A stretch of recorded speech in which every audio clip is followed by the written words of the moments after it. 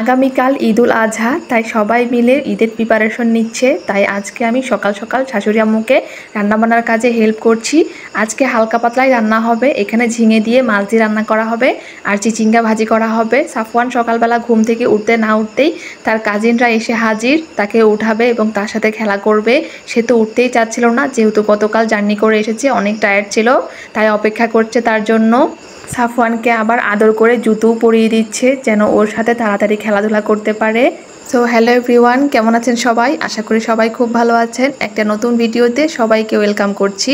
আগের ভিডিওতে আপনাদের সাথে শেয়ার করেছিলাম আমি আর সাফওয়ান মিলে ওর দাদুর বাড়িতে চলে এসেছি আমরা ঈদুল আজহা পরিবারের সাথে কাটানোর জন্য।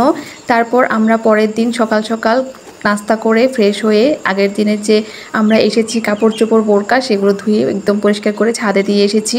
তারপরে চলে এসেছি আমাদের কোরবানির গরুটা দেখার জন্য।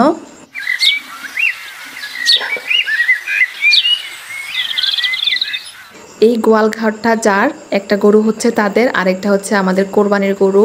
অনেক ভয়ে ভয়ে কোরবানির গরুটার কাছাকাছি গিয়েছি, যেহেতু পাশে আরেকটা গরু আছে। ভাবছিলাম কখন না কখন গুঁতা দেয় আমাকে। তারপরে ভয়ে ভয়ে কাছে গিয়ে কয়েকটা ছবি তুলে নিলাম। তারপর গরুকে খাবার খাওয়ানো হচ্ছে এবং পানি খাওয়ানো হচ্ছে। এখানে ভুসি আর পরিমাণ মতো লবণ দিয়ে গুলিয়ে নেওয়া হচ্ছে, তার সাথে ভাতের মাড় আর চাল ধোয়া পানি সব কিছু মিশিয়ে তারপর গরুকে খাওয়ানো হবে। সেগুলোই আমার শাশুড়ি আম্মু রেডি করে দিচ্ছে গরুকে খাওয়ানোর জন্য।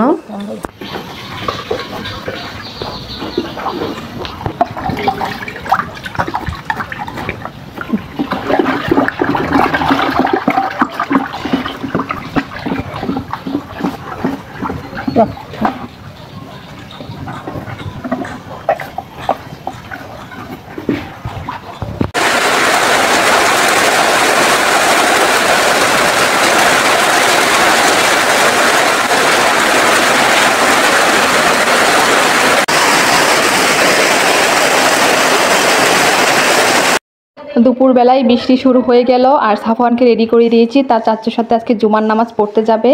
তারপর দুপুরে খাওয়া দাওয়া করে আমরা কি করব তাই ভাবছিলাম একটু মেহেদি পরি, সাফওয়ানকেও পরিয়ে দিচ্ছি।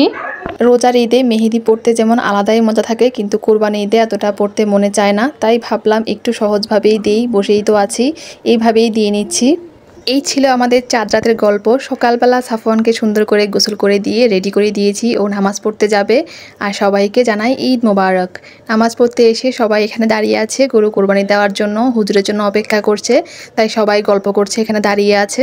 আমি আর সাফওয়ানের সুন্দর করে ছবি তুলছি, আর সাফওয়ানের বাবা দায়নামাজটা আমার হাতে দিয়ে দিল, তাই সাফওয়ান আর আমি সুন্দর সুন্দর ছবি তুললাম। তারা বাবা ছেলেও ছবি তুলেছে। এরপর আমরা সেমাই, তারপরে আম, কাঁঠাল এগুলো খেয়ে নিলাম, মানে মিষ্টি মুখ করে নিলাম সবাই মিলে, যেহেতু এখন গরু কোরবানি দিতে চলে যাবে। তারপর কিছু খাওয়া দাওয়া করব। এখানে ভাত রান্না করা হয়েছে, গরম ভাত, তার সাথে ডিম ভাজি। সকালবেলা গরম গরম ভাত, তার সাথে ডিম ভাজা আর সাথে লেবু, আলাদাই একটা মজা। তারপর গরু কোরবানির জন্য সবাই প্রস্তুত হয়ে গেছে, আল্লাহর নামে সবাই কোরবানি দিবে।